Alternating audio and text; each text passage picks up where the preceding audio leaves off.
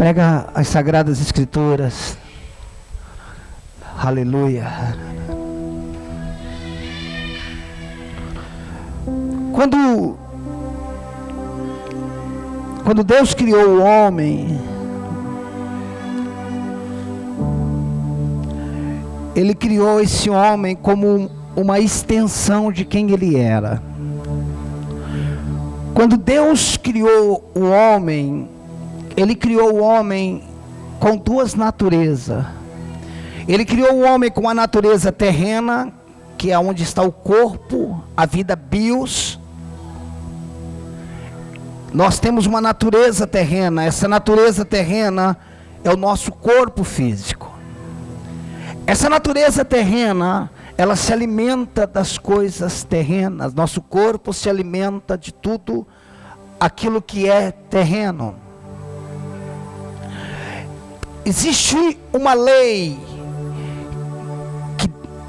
estabelecida em Deus, que de onde algo é criado, esse algo se alimenta.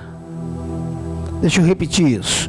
Existe uma lei estabelecida por Deus, que de onde algo é criado, esse algo se alimenta. Nós já falamos isso de outras maneiras, mas com a mesma verdade. O peixe foi criado das águas, e ele se alimenta e sobrevive das águas.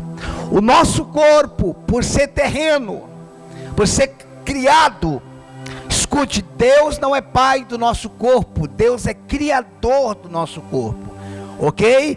O homem sem Deus é criatura, é uma criação como qualquer outra. Então, o nosso corpo criado por Deus da terra, se alimenta da terra, sobrevive da terra. Como ele veio da terra, a terra tem subsídios para alimentar esse corpo. Então, Deus não é pai do meu corpo, Deus é criador do meu corpo, mas Deus é pai do meu espírito. A essência do homem, a parte excelente do homem é o espírito.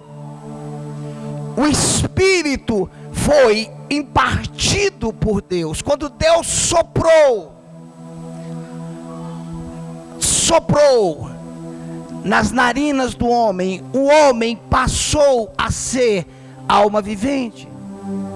Dos elementos que existem na terra, presta atenção, dos elementos que existem na terra, o vento é o único elemento que a ciência não consegue explicar de onde veio, onde nasce. De todos os elementos, presta atenção, se você não sabia disso, fique sabendo. A terra, o fogo, a água, o vento é o único elemento que eles não sabem de onde veio e nem para onde vai. Eles não sabem qual é a fonte do vento. Você sabia disso? Esse elemento, eles não têm origem. Porque o vento fala de Deus. Ninguém, só a Dilma um dia disse que era para armazenar o vento. Ninguém consegue, irmãos. O vento, nós não sabemos de onde vem. Por isso que a Bíblia diz: o vento sopra onde quer, ouvimos a sua voz, mas não sabemos de onde vem e nem para onde vai. O vento tem a ver com Deus. No Antigo Testamento a palavra vento é ruach. No Novo Testamento ela muda para pneuma. Quando Deus soprou nas narinas do homem, o homem passou a ser alma vivente. A alma nasceu quando o Espírito do homem quando o Espírito de Deus foi impartido, quando Deus liberou parte dele. Preste atenção. Enquanto a igreja não entendeu, fala a igreja de modo geral, o ser tripartido, o ser tricótamo, que é o homem, espírito, alma e corpo. Se a igreja não entender isso, ela nunca vai conseguir entender quem ela é, o que pode fazer, aonde está a sua guerra. Se nós não entendermos isso, esquece. Quando Deus soprou, Ele liberou uma parte dele. Tem muitos versículos na Bíblia que falam sobre o vento, irmãos, e não é o foco dessa palavra. Quando Deus soprou, uma parte dele entrou naquele corpo, naquele boneco de barro, e o homem passou a ser alma vivente. Ele já era espírito, porque ele saiu de um espírito, e ele passa a ser alma vivente. Ele passa a ser a semelhança de Deus, imagem e semelhança de Deus. Agora, ele tem uma alma que foi criada para expressar o seu espírito. A alma do homem foi criada para expressar o seu espírito.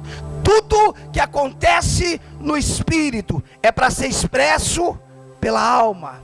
O coração alegre formoseia o rosto.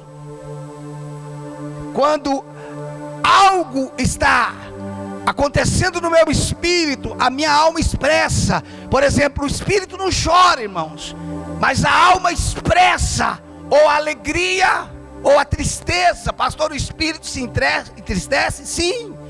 A Bíblia diz em Efésios 4:30, não entristeçais o Espírito Santo. Se o próprio Espírito Santo entristece, então o espírito do homem, o Espírito de Deus, que é o Espírito Santo, entristece. Então, o homem, quando ele está triste, a sua alma expressa isso.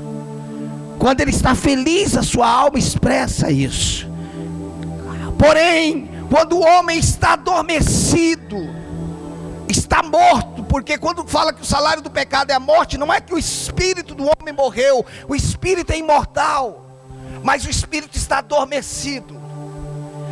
A partir desse momento, a alma deixa ou deixou de expressar aquilo que estava no espírito, e a alma, como uma auxiliadora que era, ela passa a ser governadora. No meu entendimento, a alma do homem é como a mulher dele. A mulher foi criada para ser auxiliadora do marido, para expressar o marido, ok? A mulher é a coroa do marido. A alma deveria ser a coroa do espírito. Sendo assim, quando o homem pecou, que ele morreu, a sua alma deixou de ser uma auxiliadora, deixou de auxiliar, deixou de ser a expressão, porque a alma não entende as coisas do espírito. 1 Coríntios diz que o homem natural não entende, não aceita as coisas do espírito, porque eles são loucura. Um cristão, irmãos, nunca deveria dizer assim: nossa, isso é loucura, porque ele está dizendo que ele é natural. Somente um homem natural acha as coisas de Deus loucura. O homem natural é loucura, ele não entende, ele não pode entender. Não é que ele não quer, ele não pode entender, porque elas se discernem como? Espiritualmente. É por isso que a ciência nunca vai entender Deus. A ciência nunca vai conseguir capturar o vento para ver qual é a origem dele. Ela não vai explicar. Porém, a ciência não entender Deus, a tecnologia não entender Deus, normal. São homens naturais. Mas quando a igreja, irmãos, não entende as coisas de Deus, e nós temos uma referência muito clara disso em Coríntios. Paulo diz que Coríntios, ou que a igreja de Coríntios era uma igreja espiritual, no sentido de ter todos os dons. Ela tinha todos os dons. Desculpa, ele não disse que ela era espiritual, ele disse que ele tinha todos os dons, mas ele chama ela de uma igreja carnal. Por quê, irmãos? Porque eu posso ser usado por Deus, mas eu não ter dimensão, entendimento das coisas de Deus. Preste atenção nisso. Eu posso ser usado por Deus numa profecia, numa revelação, numa interpretação, e eu não ter entendimento sobre as coisas de Deus.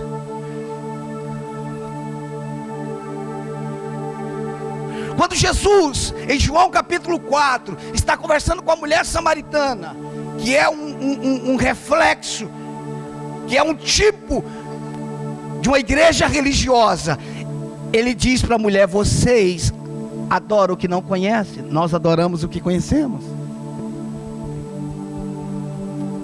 Ele diz para a mulher: vocês adoram o que não conhecem. É possível, pastor? É. Aquela mulher tipifica uma igreja religiosa. Quantas pessoas adoram o que não conhecem? Por que estão adorando? Porque diz que ele é poderoso, e eu digo que ele é poderoso, que ele é santo, mas eu não conheço ele. Sim, a igreja está assim de pessoas que elas servem pelo vácuo. Sabe aquele misto de gente que saiu do Egito? Porque saiu o povo do Egito e saiu um misto de gente. Para onde vocês estão indo? A gente está indo para o deserto fazer. A gente não tem o que fazer, a gente vai também. E vamos lá. E tem gente dentro da igreja que está assim, irmãos.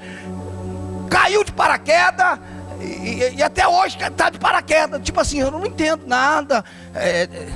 Você está entendendo? Ao mesmo tempo que ela crê em Deus, se ela for no velório e perder um parente dela, ela fala com o morto. E assim vai. Não, pastor, é o desespero. Não, não é desespero, é a carnalidade. Porque a gente não entende as coisas de Deus. Nós não entendemos. Então quando Deus criou o homem, Ele criou não para ser um ser de terceira classe. O único ser criado à imagem e semelhança de Deus, ou melhor, o único ser que foi criado espiritualmente foi o homem. Os animais têm alma, mas eles não têm espírito. O único que foi criado espiritualmente, que tem o DNA de Deus, é o homem. Por quê? Porque o homem foi criado para expressar Deus. O homem foi criado para manifestar Deus. O homem foi criado para ser uma extensão de Deus. O homem não foi criado para ser um pedinte. O homem não foi criado para ser um religioso.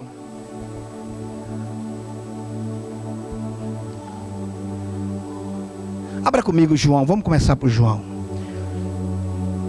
João capítulo 3. João capítulo 3.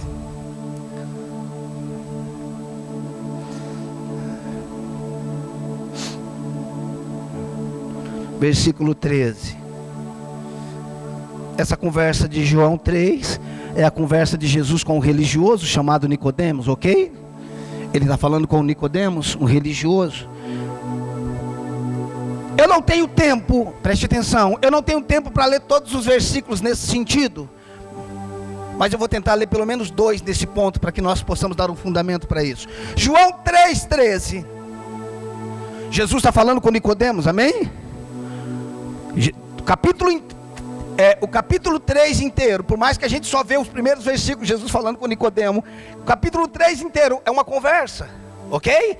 Com Nicodemos. No versículo 13 de João 3 diz assim: ora, presta atenção na colocação, e vê se era fácil entender Jesus, irmãos, como ele falava. Ora, ninguém subiu ao céu, senão aquele que de lá... Espera aí, olhe para mim. Quem é que vai subir para o céu, irmãos? Ninguém subiu ao céu. Isso é um princípio. Ninguém subiu ao céu, senão aquele que de lá desceu. O que o senhor quer dizer com isso? Que só vai para lá quem veio de lá.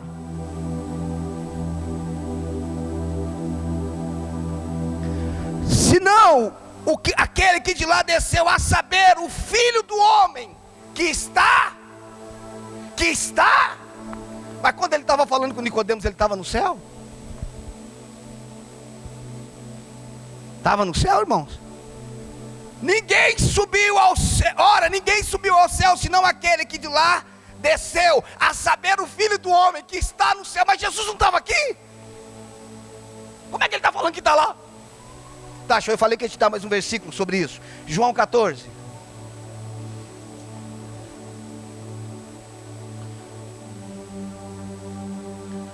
João 14, versículo 2.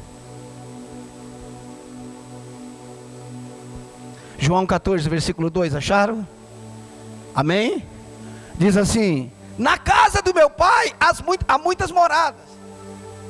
Se assim não fora, eu vou lhe teria dito, pois vou preparar lugar. Irmãos, escute, nós vamos continuar lendo o versículo. Para mim, esse versículo não é escatológico. Na casa do meu pai há muita morada. Ou seja, ele não foi preparar uma morada, porque morada já tinha. Ah, pastor, ele foi construir o céu. Não, o céu foi criado no princípio. No princípio criou Deus os céus e a terra. Na casa de meu pai há muitas moradas. O que é que não tinha que ele foi preparar? Morada? Morada que ele foi preparar? Não, morada já tinha. Não, ele foi construir o céu. Não, o céu foi no começo. O que ele foi preparar? Diga, lugar. Esse lugar era uma condição que nós tínhamos perdido devido ao pecado. Essa condição que ele foi preparar lugar é uma condição do Calvário de 3 dias. A partir desse momento, irmãos, da cruz do Calvário, você tem um lugar. Obrigado pelo seu amém tão empolgado. Preste atenção, como nós não sabemos quem somos, de onde viemos, o que estamos fazendo aqui e para onde vamos. Nós não sabemos isso. Preste atenção.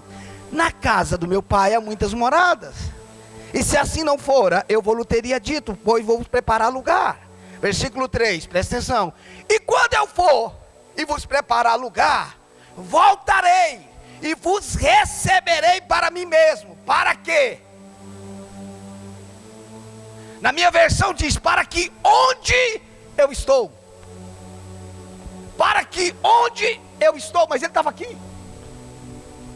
Para que onde eu estou estejais vós também. Para Nicodemos ele está falando, olha, ninguém subiu senão aquele que desceu, ou seja, aquele que está lá. Jesus está dizendo, eu tinha mais versículo para falar sobre isso. Ele está dizendo, eu estou aqui, mas nunca saí de lá.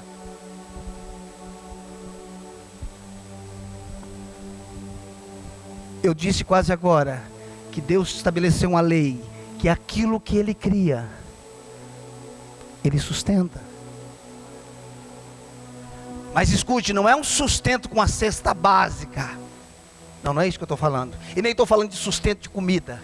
Eu estou falando de um sustento, de uma ligação, de uma extensão. A água que chega na sua casa é do poço que você tem no quintal? A água que chega na sua casa é do poço que você tem no quintal? A energia que você tem na sua casa, você tem a hidrelétrica lá? Ou energia solar, só se alguns tiverem energia solar. Ou seja, o que acontece, o que manifesta, o que traz luz, é uma extensão. Uma extensão do quê? De uma fonte. Você não tem noção, eu não tenho noção quantos quilômetros a água passa para chegar até. Você abre a torneira e ela chega instantânea. Sim ou não?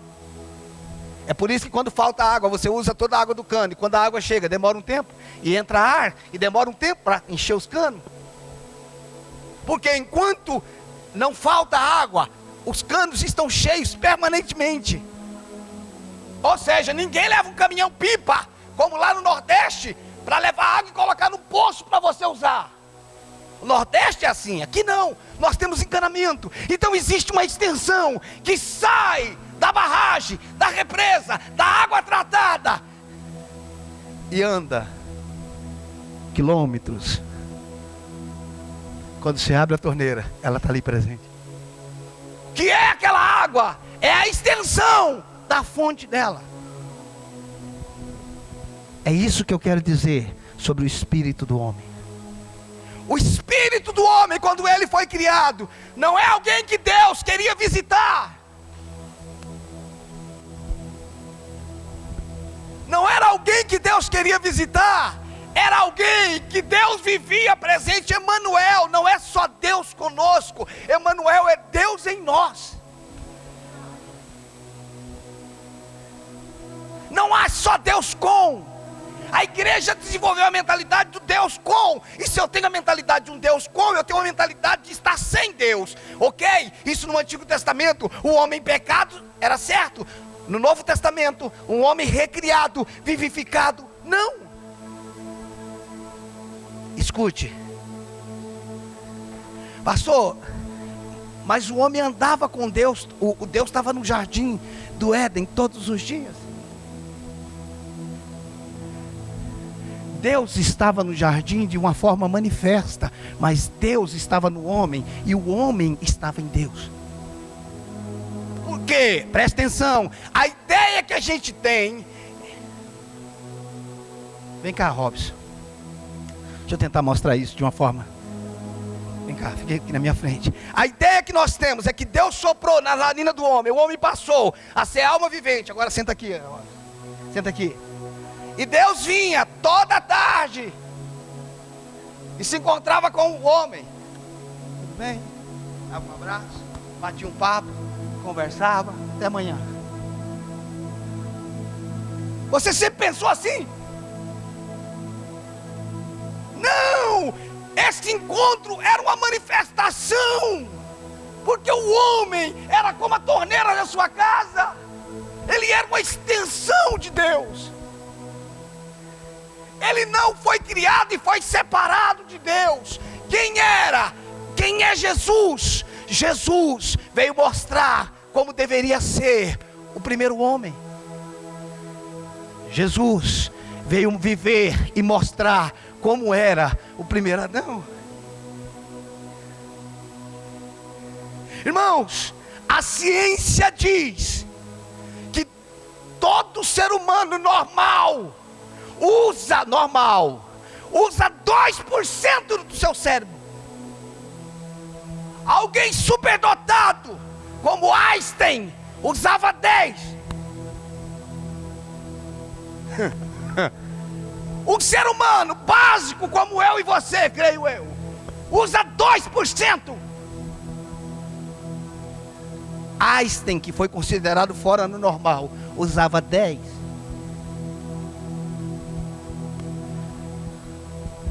Quanto você acha que Adão usava? Vamos? Quanto que você acha que Adão usava antes do pecado? Nós não sabemos quem era o homem antes do pecado.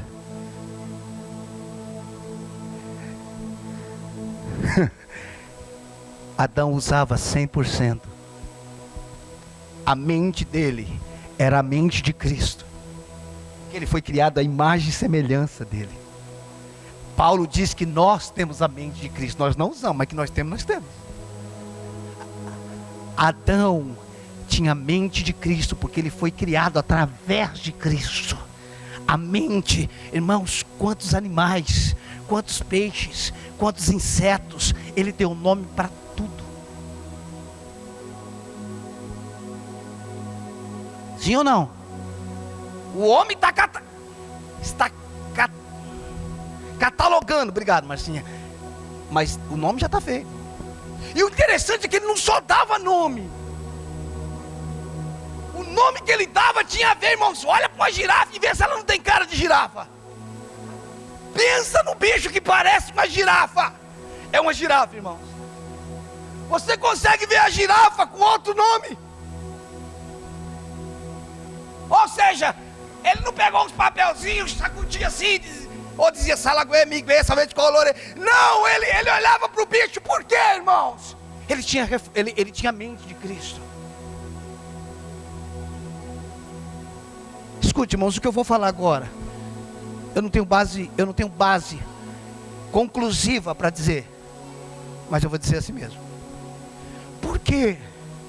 Por que que Eva e Adão não se assustam quando a serpente fala?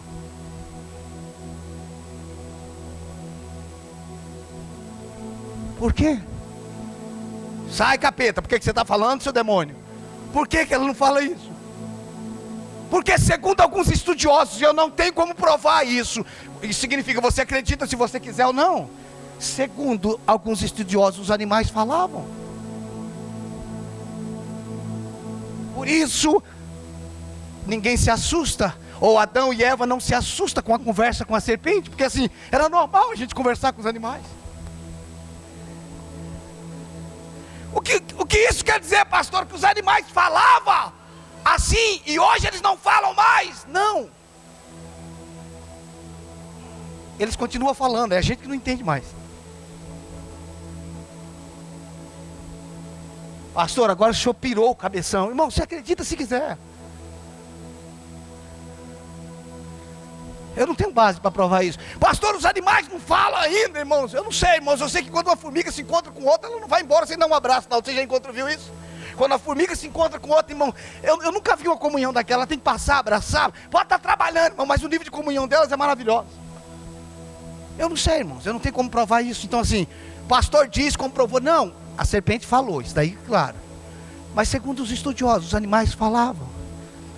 E não quer dizer que eles não falam, quer dizer que o homem, através do pecado, perdeu o poder de entender. E sobre todo esse entendimento, irmãos, sobre todo esse conhecimento, que a gente só usa 2%, irmãos. 98% foi para o vinagre.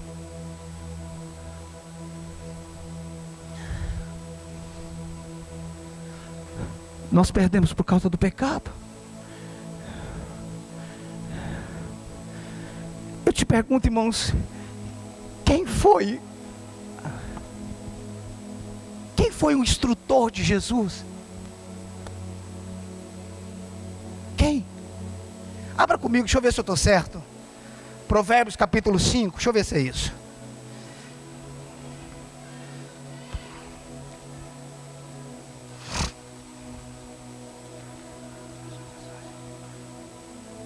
Não, é Provérbios 3, irmãos, perdão, é 3.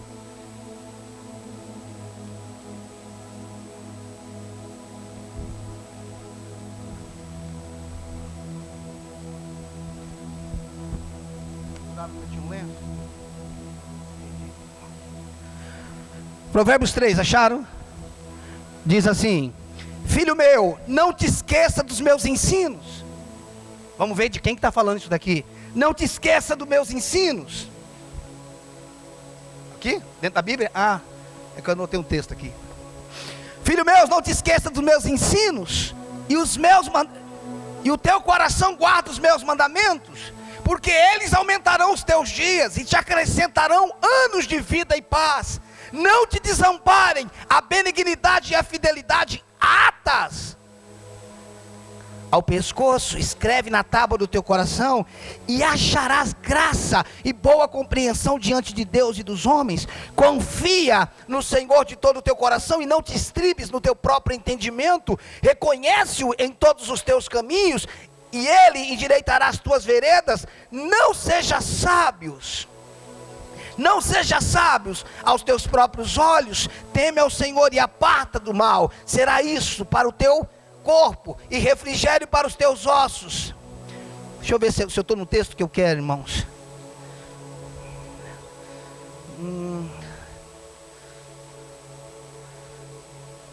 Esse texto não estava no esboço.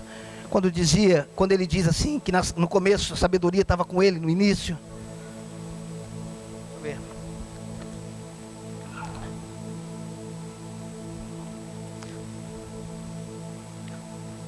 Hã? 8, deixa eu ver, seu Jorge.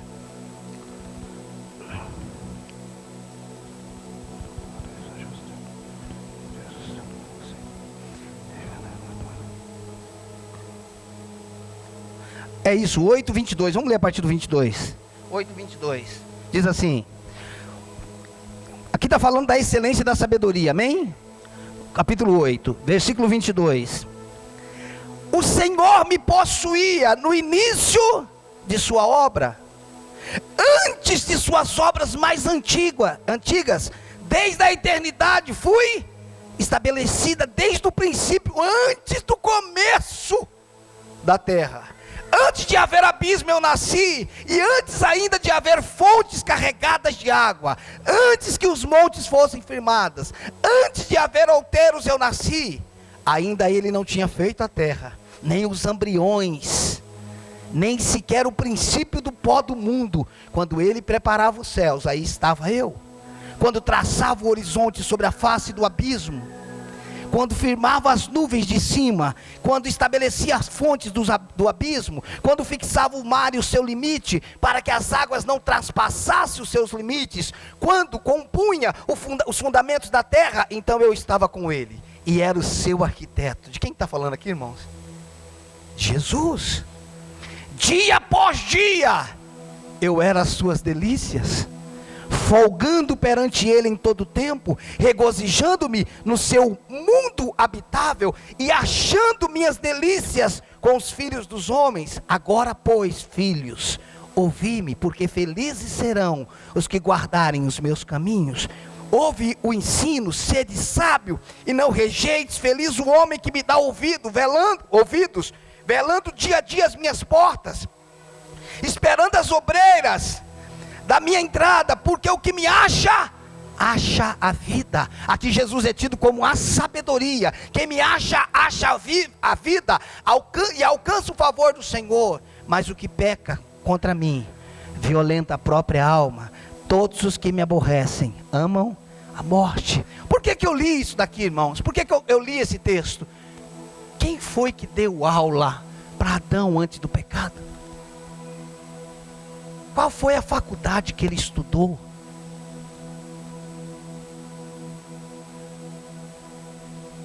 Da onde esse homem era tão inteligente? Qual que é? O 9. 9 o quê?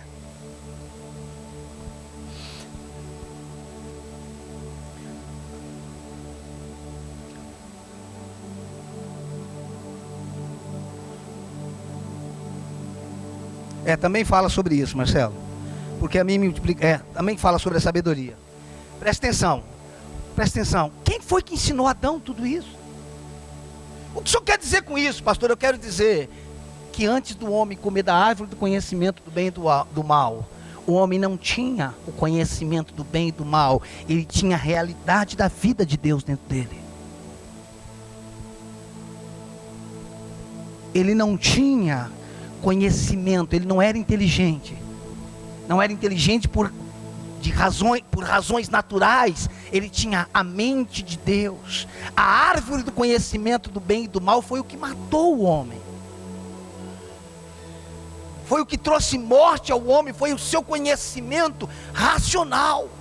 Foi o seu conhecimento intelectual. O que nós temos muito na igreja hoje é intelecto. O que nós temos muito na igreja hoje é informação. O que nós temos muito hoje é grego, hebraico, aramaico, arcaico. É tudo que a gente tem. Mas nós não temos realidade espiritual. Porque a realidade espiritual não está numa faculdade. A realidade espiritual está em se alimentar da árvore da vida. E a árvore da vida é Jesus Cristo. A árvore da vida é Jesus Cristo. Eu estou falando de uma faculdade teológica, irmãos. Eu não estou falando que está errado estudar. Que é errado é você achar que a vida vem dali. Eu vou fazer uma faculdade porque eu vou aprender a pregar. Quem falou que uma faculdade te ensina a pregar, meu filho? Não, pastor, é homilética, é hermenêutica. Não, irmãos, não é isso. Isso te ensina pontos. Pregar é falar o que Deus está falando. Isso é pregar.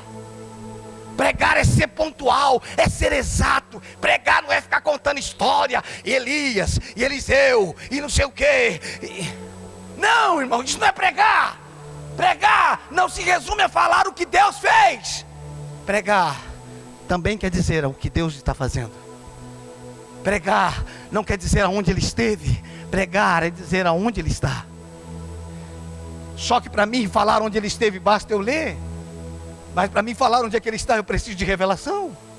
Mas se nós não temos uma realidade, um relacionamento com a vida, Jesus é a árvore da vida, irmãos. Jesus é o que produz a realidade em nós.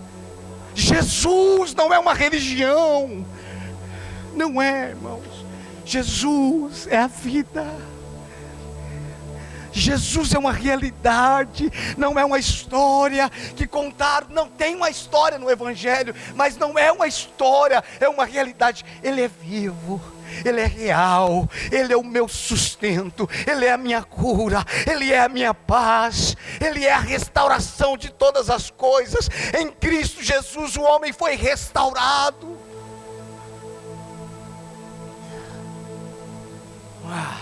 Abra comigo Gênesis capítulo 2. Gênesis capítulo 5, perdão.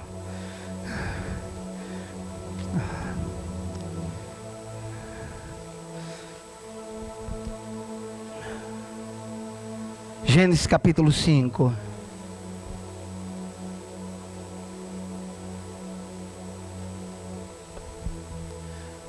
Na nossa cabeça, irmãos, na cabeça religiosa, Jesus veio à terra para dar um passaporte carimbado com a passagem para o céu, e foi embora e falou: ó, fica aí. Eu não vou dizer quando, nem o dia, nem a hora, porque eu também não sei, mas fica aí esperando, tá?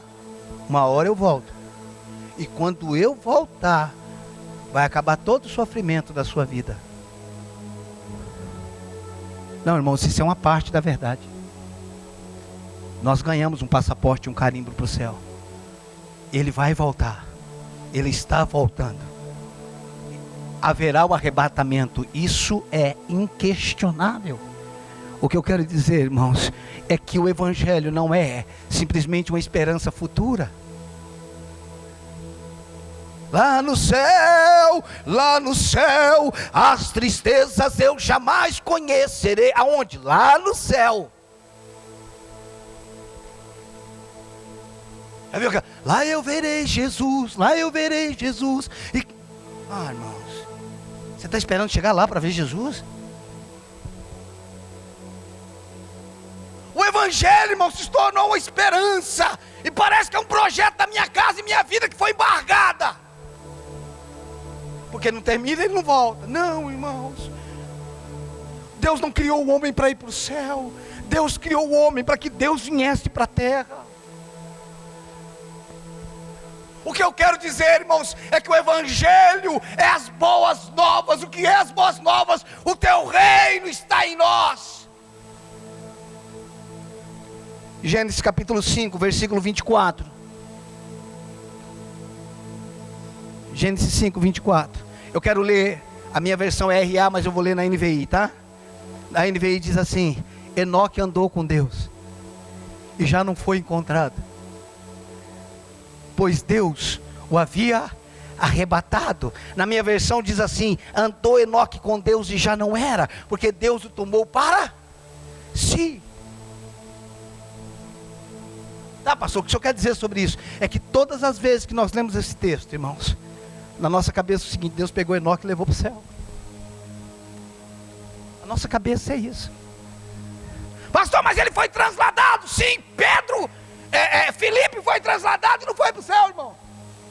João estava na ilha de Patmos e foi até o céu. Paulo foi até o céu, ficando aqui na terra.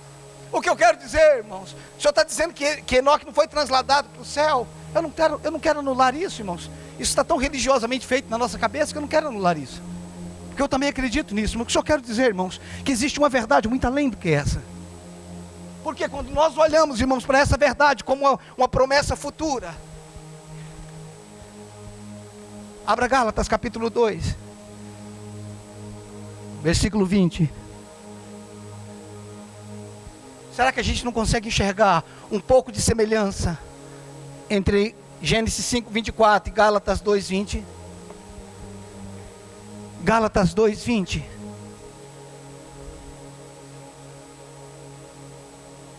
Preste atenção. Logo, já não sou eu quem vive, mas Cristo vive em mim.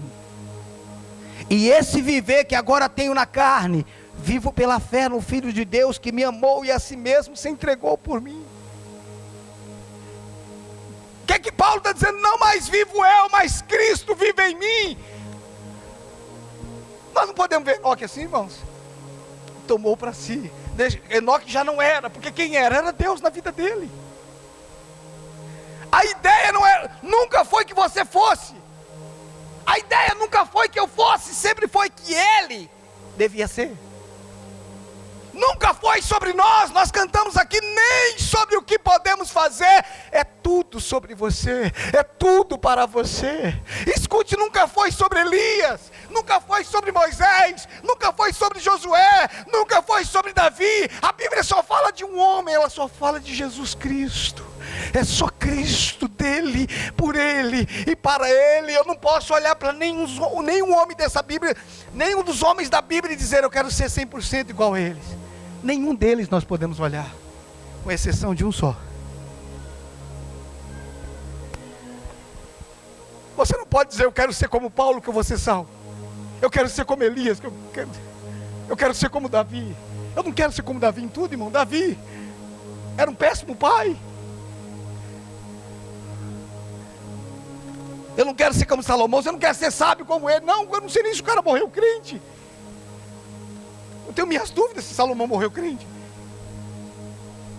Não tem nenhum homem da Bíblia que eu possa ser igual a ele, porque não é ele que é o meu modelo. Ele pode ser uma referência em alguma área para mim, meu modelo é Cristo.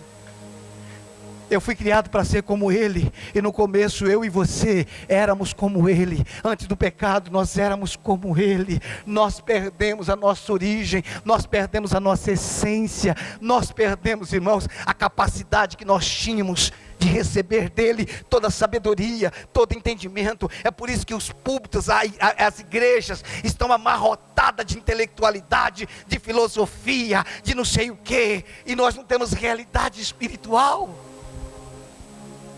Quantas Bíblias a igreja primitiva tinha, irmão? O livro de Atos, que para nós é um livro, eles não tinham. Nós temos o livro de Atos, eles eram os Atos que se tornaram um livro. Nós valorizamos um livro que eles não tinham, e ignoramos o espírito que eles tinham. Escute, irmãos, nós temos um livro que eles não tinham, e nós ignoramos o espírito que eles tinham. Irmãos, você já parou para pensar que para sair uma heresia numa igreja daquela primitiva não deveria ser fácil, irmãos? Era para ser fácil, irmão, porque a Bíblia hoje é o que mais a gente tem. Agora você imagina, os caras não tinham Bíblia, não tinha nada, irmãos. Como é que esse negócio funciona? Eles não tinham heresia, irmãos. A glória de Deus era tanto que quando Ananias e Safira, que dá uma de político, morreu. Quando quis fazer uma média, que queria pôr a mão no bolo, morreu. Ah, irmãos, só não morre gente hoje porque a gente não tem a mesma glória, irmãos. Se tiver a mesma glória, morre. É porque a gente tem muita filosofia.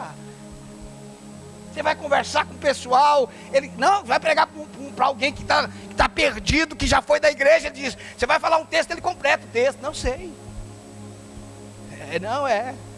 Você vai na Cracolândia, o nome dos caras é Tomé, Tiago, Felipe, Davi, Mateus. Da onde tiraram esse nome? Porque nós abraçamos uma religião. Mas quando você estuda a igreja primitiva, eles estavam todos os dias, de casa em casa, orando, buscando o Senhor. Era o que eles tinham, irmãos. Eles estavam buscando o Senhor apaixonadamente. Quando Pedro estava preso, o pessoal não queria, nem queria ser solto, mas estava orando. Como se eu acho que eles não queriam? Claro que eles não queriam. Pedro chegou lá e falou que era um fantasma, mas ele estava orando. Escute, irmãos, você sabe o que é verdade para você? É aquilo que você vive. Não é o tanto que você sabe falar. Pastor, eu estou aprendendo a decorar versículo. Irmãos, isso tem um valor, isso tem uma importância. Mas verdade não é o tanto que você sabe falar. Papagaio sabe falar, o capeta sabe falar a Bíblia inteirinha, e ele não é transformado. O que a gente precisa, irmãos, é de realidade espiritual. O que nós precisamos é andar com Ele como Enoque andou. Andou Enoque com Deus e Deus tomou para si. Chega uma hora que nós vamos andando, porque no nosso espírito nós já somos um com Ele. 1 Coríntios 6,17, aquele que se une ao Senhor é um espírito com Ele. Mas à medida que nós vamos vivendo uma vida de oração, uma vida com a palavra, a sua vida vai desaparecendo, irmãos. E por onde você anda, a vida dele flui através de você. Você passa no lugar, a paz não é um sentimento, irmãos, a paz é uma pessoa. Quando você entra no lugar, o ambiente muda. você não entrou com a cara religiosa, não. Você simplesmente entrou e o ambiente mudou.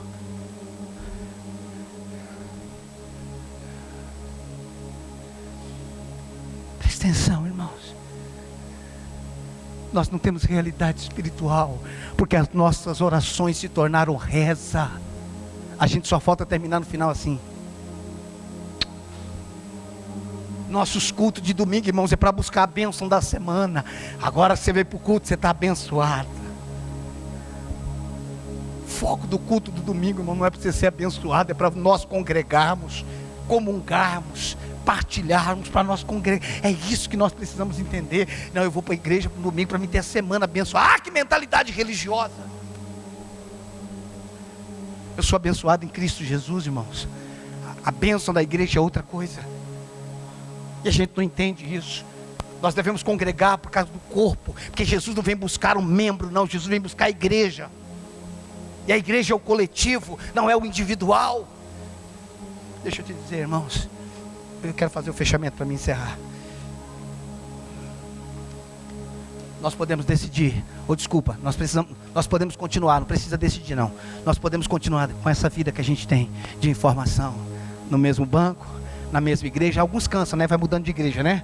Alguns cansam, vão mudando de igreja. Mas nós podemos continuar no mesmo banquinho, sentado toda semana, quarta e domingo, vivendo 30, 20 anos, com essa vidinha medíocre. Não vou pedir perdão não, é isso mesmo, medíocre. Sem ter realidade espiritual. Sabe por quê? Porque o nosso coração não queima por Ele. Não, pastor, é que eu não tenho tempo. Mentira, você não quer. Estatística, o brasileiro passa 3 horas na internet por dia. Estatística, 3 horas por dia. Se a igreja brasileira passasse 3 horas buscando ao Senhor, nós tínhamos um avivamento.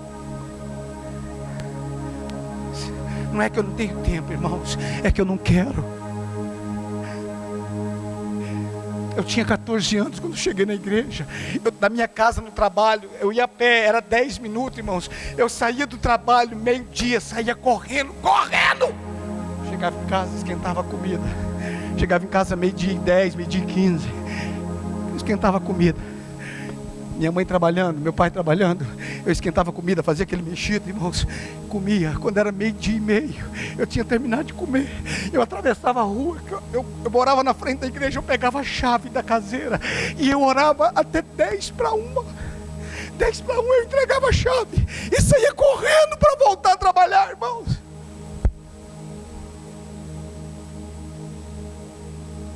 Eu era um menino com 14 anos, eu agarrei 40 dias de jejum, irmãos. 40 dias. Eu amava Ele. Só que deixa eu falar, irmão, não é que eu estou falando que eu amava, não é porque eu deixei de amar, não. Eu ainda o amo. Ele é a minha vida.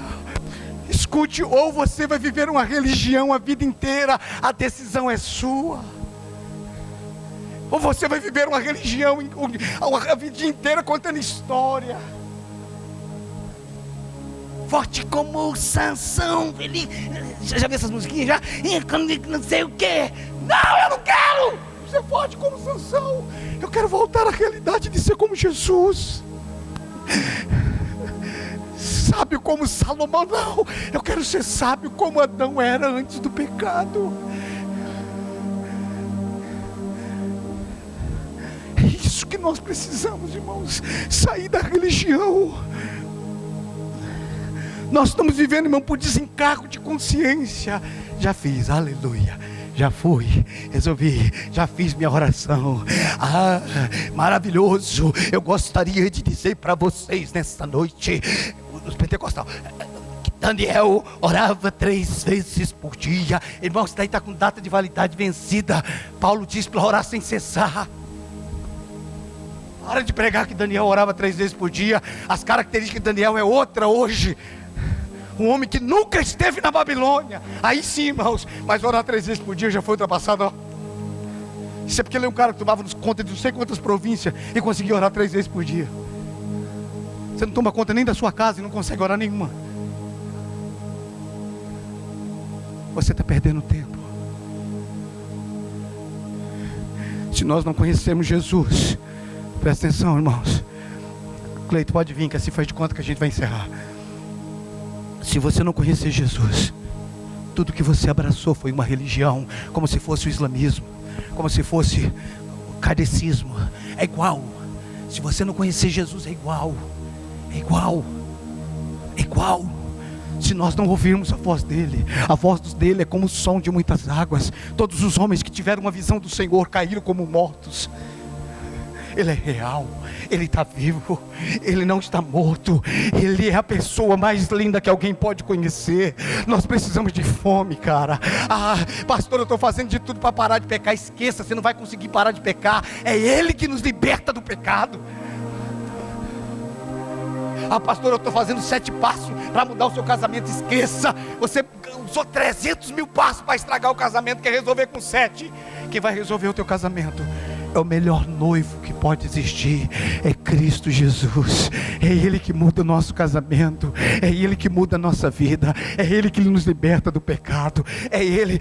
Pastor, sabe o que é o meu temperamento? Isso não é temperamento, isso é carnalidade, cara. O senhor sabe como é que é, pastor? A carne é fraca e pecado é fortificante, trem. É isso que a gente não entende, cara. Ele é a minha santidade. Eu não sou santo, irmãos, pelo que eu parei de fazer. Eu sou santo porque a vida dele está em mim. Ele é real. Igreja, escute. Ele quer restaurar a nossa condição. Ele não te salvou para você ser pastor, Ele não te salvou para você ser apóstolo, Ele não te salvou para você ser missionário, Ele te salvou para você ser filho, para você voltar ao estado original.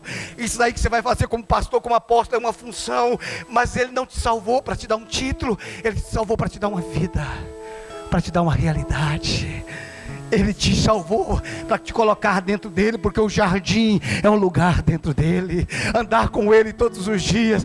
Irmãos, eu não estou aqui pensando, será que ele veio hoje? Ele não veio, irmãos, ele está. Eu não quero mais música, rasga os céus e desce. Não, irmãos, isso daí já venceu. Ele já rasgou e desceu. Eu sou a torneira dos céus. Eu sou a torneira dos céus. Eu não sei quantos quilômetros eu tenho de encanamento, irmãos, mas quando abre, o que sai é Cristo. Irmãos, quando você espreme uma laranja, o que é que sai dentro? O que sai dela? Suco de maçã? De abacaxi? Espreme uma laranja para ver o que é que sai dela, irmãos. Vai sair suco de laranja. O que é que você acha que tinha que sair de quando espreme um cristão, irmãos? Quando espreme um crente, o que é que tinha que sair dentro dele? Cristo. Mas sai de tudo, irmãos. Sai briga, sai morte, sai raiva, sai tudo. Sai o capeta, mas não sai Cristo. Um cristão espremido, irmãos, tinha que sair Cristo. Tinha que sair Cristo. Senhor, só o Senhor pode mudar a história da igreja brasileira.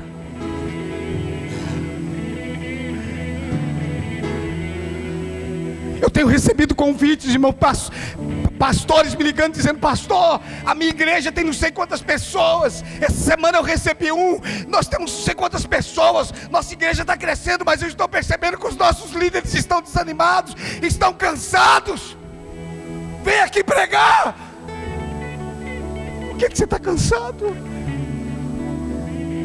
Porque você gastou a sua vida trabalhando e não gastou a sua vida se relacionando. Porque você acha que o quanto que você ganha do seu trabalho é o quanto você trabalha. Não, você ganha do quanto você crê. E eu não estou sendo contra o trabalho, irmãos. Pelo amor de Deus, não é isso. Não é isso que eu estou dizendo. Eu estou falando de confiança, não de trabalhar. Onde é que está a minha confiança? Precisamos voltar, irmãos, para o relacionamento. Precisamos amar o Senhor nosso Deus com toda a nossa força, com toda a nossa alma, com todo o nosso entendimento. Precisamos voltar a amar a Ele. Precisamos almejar ouvir a voz dEle. Fala comigo, Senhor. Fala comigo. Eu não quero te ouvir apenas do púlpito. Eu quero te ouvir porque o Senhor habita em mim. Fala comigo, Senhor. Eu quero ouvir tua voz. Eu quero sentir o teu cheiro. Eu quero sentir o teu toque. Eu quero sentir o teu abraço. O Senhor não está morto. O Senhor está vivo. O Senhor é real. Por favor, se coloque de pé.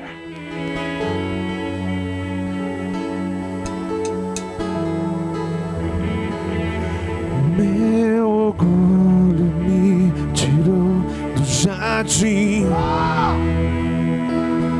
tua humildade colocou jardim em mim. Se eu vendesse tudo que eu tinha, Se eu vender tudo que tenho, em troca do amor, troca do amor eu falharia.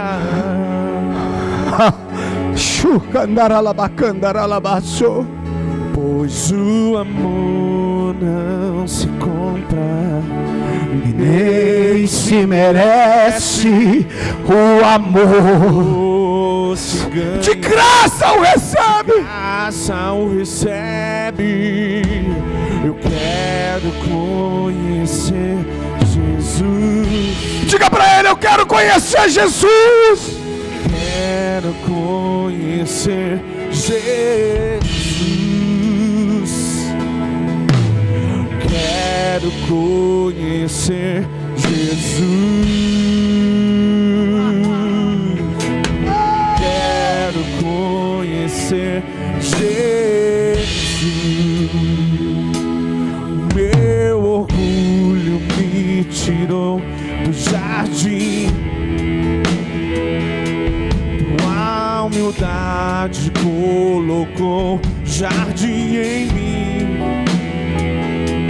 Se eu vender tudo que tenho, Em troca do amor, troca do amor eu falharia.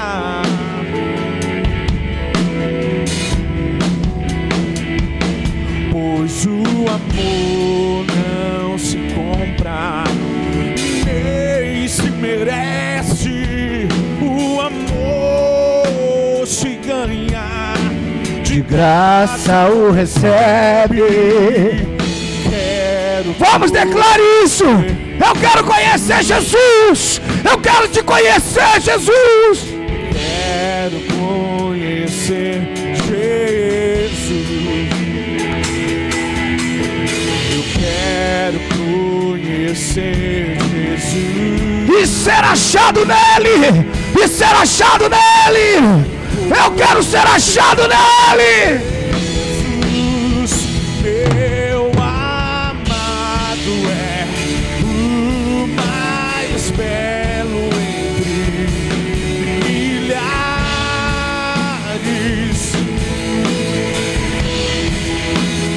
Meu amado é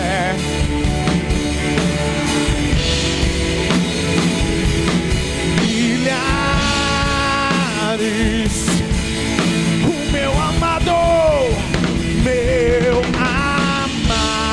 é o mais belo entre Milhares. milhares. O meu amado é o mais belo entre milhares e milhares. Vamos declarar o nome dele. Feche teus olhos. Deixa o Espírito Santo que habita dentro de você dar fome para você. Espírito Santo, gera fome aqui. Gera fome aqui, Senhor. Gera fome em nós, Senhor. Queremos te conhecer. Queremos te conhecer, Jesus. Queremos te conhecer. Queremos te conhecer.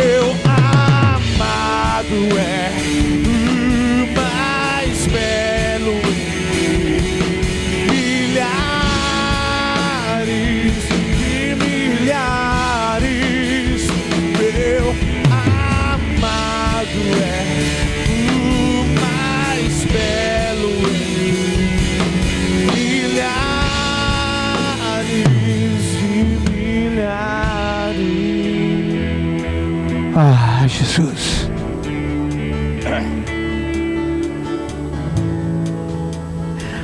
Esse vazio que tem dentro de você, só Ele pode preencher. Esse anseio por uma posição, por um título, por um reconhecimento, só Ele pode preencher. Nós não precisamos de um aplauso, nós não precisamos de um púlpito, nós não precisamos de um título, o que nós precisamos é da vida dele em nós.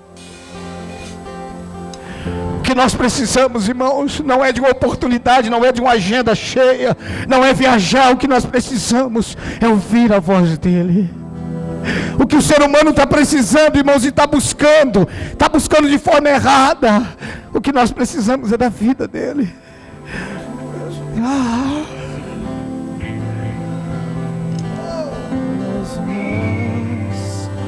Quero te conhecer,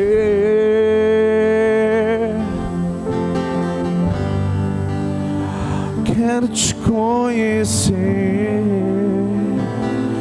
mais e mais. Quero te conhecer,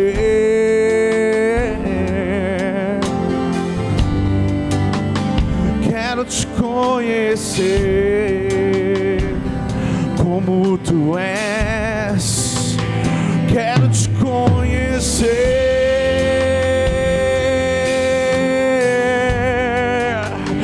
quero te conhecer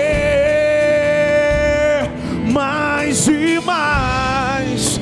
Quero olhar em teus olhos, ser consumido pelo teu olhar.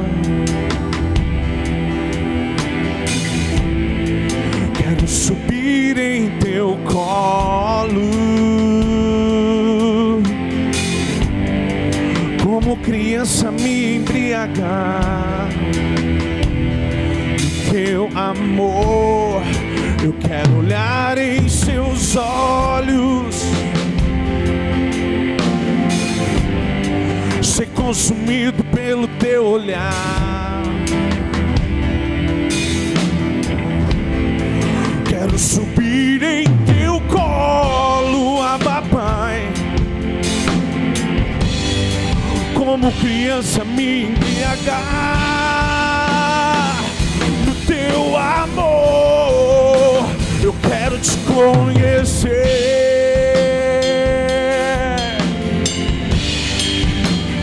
quero te conhecer como tu és. Quero te conhecer,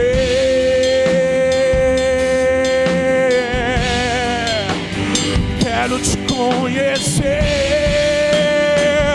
mais e mais. Quero te conhecer,